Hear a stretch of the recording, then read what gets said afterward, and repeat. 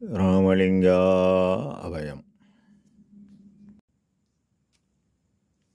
அருட்பெருஞ்சோதி அற்புத கடவுளே, அருட்பிரகாச எம்பெருமானே, உலகலாம் போற்ற ஒளிவடிவனாகி இலக அருள் செய்தான் இசைந்தே திலகனென நானே சன்மார்க்கம் நடத்துகின்றேன். நம் பெருமான் தானே எனக்கு தனித்து ஆகிய உலகமெல்லாம் ஒளிவடிவாக அருள் அரசா செய்யும் இறைவா, தற்சமயம் இஸ்ரேல், அமெரிக்கா, ஈரானுடைய போர் நடந்து எண்ணற்ற உயிர்கள் செத்து மடிகின்றன. இவ்வாறு அந்த உயிர்களெல்லாம் இரவாமல் காத்து எல்லா உயிரும் இன்பமாக வாழ அருள் புரிவராக.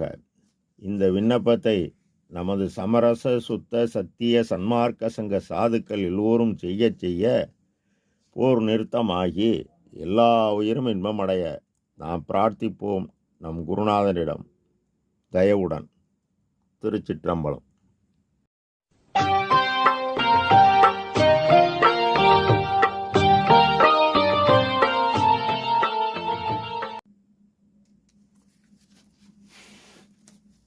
அருட்பெரும் ஜோதி அருட்பெரும் ஜோதி தனிப்பெரும்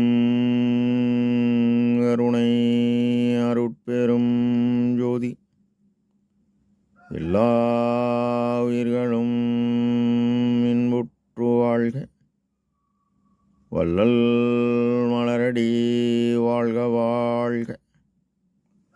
திருச்சிற்றம்பலம். அருட்பெருஞ்சோதி ஆண்டவரின் பரிபூர்ண அருளை பெற்ற அருட்பிரகாச எம்பெருமானின் திருவடிகளை மனவலிமையால் போற்றி பணிகின்றேன் தயவுடன்.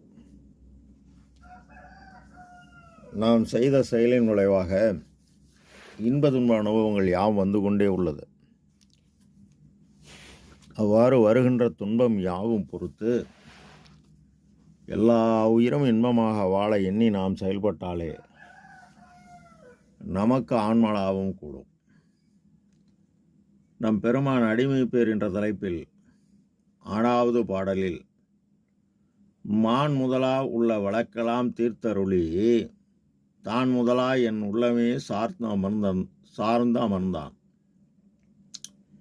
தேன் முதலாம் தித்திக்கும் பண்டமெல்லாம் சேர்ந்து ஆங்கு என் சிந்ததனில் தித்திக்கும் அம்பலத்தான் சேர்ந்து என்கின்றார்.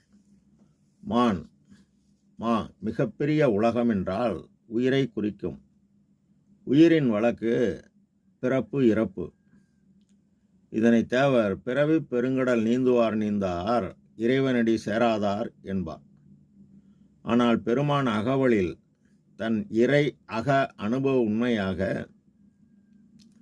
16ஆம் வரியில் 16வது நிலையாகிய ஞானத்தில் ஞானம் கடந்ததால் என்னை எல்லையில்லாத பிறப்பு எனும் இருங்கடல் இருள் எனும் அறியாமை எனும் மிகப்பெரிய நிலையிலிருந்து கடத்தி என் அல்லலை, அதாவது மரண துன்பத்தை நீக்கி பேரின்பு வாழ்வு வழங்கியது அருட்பெருஞ்சோதி என்கின்றார்.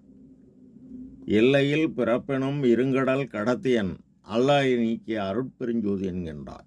மான் முதலா உள்ள வழக்கெல்லாம் தீர்த்தருளி. மான் முதல் என்பது மூலப்பகுதியான தத்துவத்தை குறிக்கும். தத்துவம் என்பது தத்து பிளஸ் துவம். தத்து என்பது அது, அவம் என்பது தன்மை. அதாவது சிகரமாகிய ஒளி இயக்கமும் வகரமாகிய காற்றின் இயக்கமும் கூடினால் அணு உயிர் பெறுகிறது. அதாவது இந்த உடலில் விந்து என்பது ஒளி, நாதம் என்பது காற்று. இந்த விந்தும் நாதமும் கூடினால் உயிர் பெறுகிறது. இது எவ்வாறு பெறுகிறது என்பது திருவதி பெருமை 33ஆம் பாடலில் நம் பெருமான் விளக்கிவிட்டார். அந்த பதிவினை பார்க்கவும். சரி, இறைவன் அணு, அது அனாதி. இந்த அணுவை அருட்சக்தி அபபக்குவம், பக்குவம் அபபக்குவம், பக்குவ ஆன்மாவாக பிரிக்கிறது. அந்த ஆன்மா செய்த கர்ம வினைக்கு ஏற்றவாறு இன்ப துன்ப அனுபவங்களுடன் தனு கரண புவன போகணம் வழங்கி எனது என மமங்காரம் ஒழித்துவா என பூமியில் வருவிக்க செய்கிறது. எல்லா உயிரையும் இந்த உயிர் பிறப்பு, இந்த இதில் உயர் பிறப்பு மனித பிறப்பு, அறியக்கூடிய அறிவை, அதாவது ஆன்ம அறிவை பெற்று ஆன்மா பூமிக்கு வந்த ஆன்மா விருப்பு காரணமாக எனது எனும் சிறிய ஆழவிதை நான் எனும் அகங்காரத்துடன் பெரிய ஆலமரமாகி நிற்கிறது. நான் ஒழிக்க காமம், கோபம், மோகம், லோபம், மதம், மாச்சரியம் எனும் 6 கிளைகளை வெட்டி தூர எறியணும். பெருமான் ஆன்ம தத்துவம் 24 கடந்து காட்டின் இயக்கமாகிய மனதின் செயல்பாடு ஆகிய ஜீவகாருண்யம் செய்து 25, 26 ஆற்றலை பெற்று இந்த ஆற்றலை உபகார சக்தி ஆன்ம அறிவுடன் இணைக்கணும். அப்பதான் மேலேற முடியும் என அகவுள் வரி 26ஆம் வரியில் அவ்வியம் ஓர் ஆறும் தவிர்த்த பேர் அவ்வியல் வலுத்தும் அருட்பெருஞ்சோதி என்கின்றார். இது ஆணவம், கண்மம், செய்த செயலின் தொகுப்பு, கர்மா எனும் வினை, மாயை தோன்றுதலும் மறைதலும், மாமாயை மயக்கி வெளியேறிய முடியாமல் விருப்பத்திலே நிறுத்தி விடுவது, அறியாமை ஒளியை இழக்கச் செய்து இருள் கூடினால் ஆன்மா வெளியேற முடியாமல் சிக்கி தவிக்கிறது. தன்னை அறியாமல் தானே தவிக்கிறது. அதனால்தான் பிறப்பு இறப்பு இறப்பு பிறப்பு நின்று கொண்டே இருக்கிறது. வழக்கு என்றால் நீதிபதி முடிவு கூறினால்தான் வழக்கு முடியும், இல்லைன்னா தொடரும். இங்கு அருட்பெருஞ்சோதி தனி தலைமை நீதிபதி. பெருமான் நீதி வழங்கிவிட்டார். பெருமான் மூலம் பிறப்பு இறப்பு இன்றி முடிவுக்கு வந்துவிட்டது. இதனை ஆதியும் அந்தமும் இல்லாதோர் அம்பலத்தாடும் ஜோதி தன்னையே நினைவீங்கள் சுகம் பெற விளைவீர். நீதி உண்டு உரைத்தேன், இது நீ வேறு மேலேறும் வீதி, மற்றைய வீதிகள் கீழ் செல்லும் வீதி என முடிவு கூறிவிட்டார். இதுவரை சாவதென்றும் பிறப்பதென்றும் சாற்றுகின்ற பெரும் பாவம் தன்னை நீ நோவது என்று புதிதல்ல என்றும் உள்ளதாம். ஆமாம், இந்த சிறுஜோதி ஏலூர் ஆதி.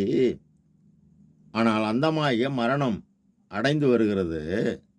ஆனால் இந்த பிறப்பிலேயே ஆதியாகிய ஆன்மா அனாதியான மரணமில்லா பெருவாழ்வு வேண்டும், உன்னால் வழங்க முடியும் கொடு என இறைவனிடம் நம் பெருமான் விண்ணப்பம் செய்கிறார். ஆதியும் அந்தமும் அறிந்தனை நீயே ஆதியாகிய இப்பிறப்பிலே அனாதியான நிலை அடை என்று அருளிய அருட்பெருஞ்சோதி என்கின்றார்.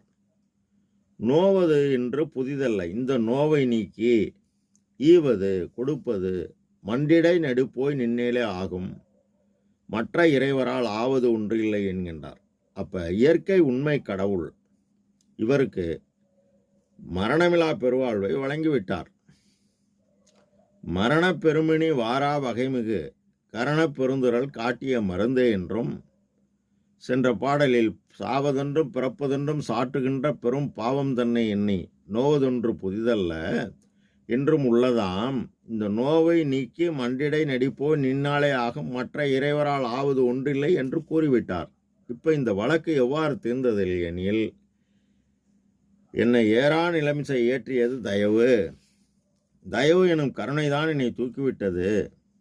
அந்த தயவுக்கு ஒருமை வர வேண்டும். அந்த ஒருமை இருந்தால்தான் தயவு வரும்.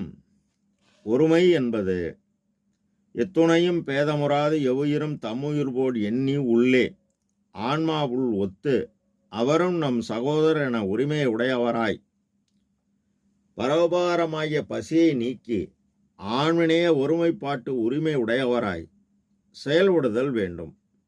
அப்படி செயல்படும் போதுதான் தயவு வரும். தயவு வந்தால்தான் பெரிய நிலை மேல் ஏறலாம். ஏறிய பெருமான் ஏறா நிலைமிசை ஏற்றியன் தனக்கு ஆறாறு காட்டியது அருட்பெருஞ்சோதி என்கின்றார். ஆறு என்பது பாதை, மறு ஆறு என்பது அருட்பெருஞ்சோதி, 6 எழுத்து உடையது. அருட்பெருஞ்சோதி என்பது அருள் என்பது கடவுள் தயவு, கடவுள் இயற்கை விளக்கம். பெரும் என்பது ஒப்பற்ற, ஜோதி என்பது பேராற்றல். ஆக உண்மை கடவுளின் ஒப்பற்ற தயவு பேராற்றல் நீ. ஜீவகாரணம் என்பது ஜீவர்கள் தயவு, ஜீவர்கள் ஆண்மை இயற்கை விளக்கம். எனவே நீ ஜீவகாரண்யம் செய்து சிறிய தயவு கொண்டு பெரிய தயவு பெறுதலும், விளக்கத்தை கொண்டு விளக்கத்தை பெறுதலும் கூடும் என்று கூறியவர் உயிர், உடல் இவைகளின் முதல் துன்பமாகிய பசியை போக்க வடலூர் பெருவழியில் சத்திய தர்மசாலை நிறுவி கோடான கோடி ஏழைகள் பசியை போக்கியதால் பெருமானுக்கு ஆற்றல் கூடியது. இந்த ஆற்றலை உபகார சக்தி கடத்தியது ஆன்மாவுக்கு. இப்ப பெருமான் உலகறிவு கடந்த அருளறிவு பெற்றுவிட்டார். இதனை அகவலில் ஏறா நிலை நடு புருவமத்தி ஆன்ம அறிவு ஏற்றி என்றனை ஈண்டு இவ்விடம் 6 கடத்தியது. 6 + 6 12 யோக ஞானத்திலிருந்து ஞான சரியையில் கடத்தியது. இதன் விளக்கம் உரைநடை பகுதி 390 பக்கம் குறிப்பிடுகிறார், காண்க. இப்ப மான் முதலாம் உள்ள வழக்கலாம் தீர்த்தருளி தான் முதலாய் உள்ள, அதாவது இயற்கை உண்மை கடவுளின் பேரொளி ஆன்மனு ஒளி, ஒளிக்குள் ஒளியாய் உள்ளார். அது புருவமத்தி என் உள்ளமே புருவமத்தியில் சார்ந்து அமர்ந்தான். இதனை அகவலில் சபை எனது உளமென தான் அமர்ந்தான் அபயம் அளித்ததோர் அருட்பெருஞ்சுதன் என்கின்றார்.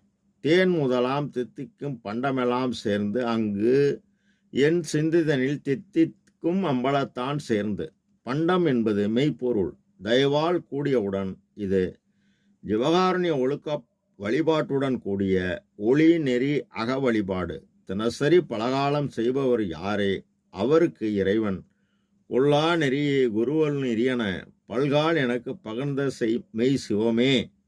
இது அவரவர் கடைபிடித்து ஜீவகாருண்ய ஒழுக்கத்தால் உண்டாகும் இறை அக அனுபவமாகும். அவ்வாறு அனுபவம் பெற்ற நம் பெருமான் மடலலாம் மூளை மலர்ந்திர அமுதம் உடலலாம் உடற்று ஓடி நிரம்பியவுடன் கடவுள் தன்னையே எனக்கு தந்தருள் ஒளியால் வேதியியல் மாற்றம் செய்கிறார். சிந்தை என்பது அறிவு. உலகறிவு கடந்து அருளறிவு கடந்து கடவுள் அறிவு பெற்றுவிட்டார். பரமாகாஸ்வரூபராகிய இறைவன் சிதாகாசமாகிய இவருடைய சிற்றபையில் கூடிவிட்டார். இப்பொழுது நம் பெருமான் கற்றேன் சிற்றம்பல கல்வி கருணையை உற்றேன், எக்காலத்தும் சாகாமல் ஓங்கும் ஒளி வடிவன் பெற்றேன். பற்றேன் பிற பற்றை அம்பலப்பற்றே பற்றன பற்றினேனே என நமக்கு எதை பற்ற வேண்டுமென்று தெளிவாக உபதேசம் செய்கின்றார். ராமலிங்கா அபயம். திருச்சிற்றம்பலம்.